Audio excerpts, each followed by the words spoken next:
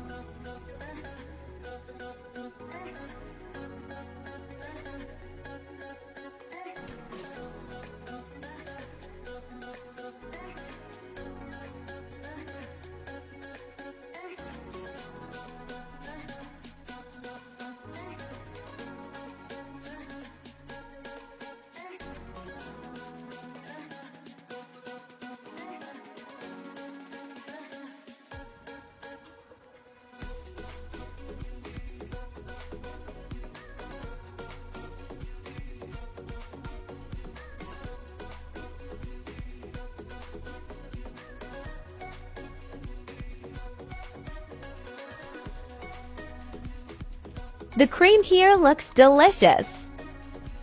I have to say, friends who like desserts can come and taste it. Just open your mouth.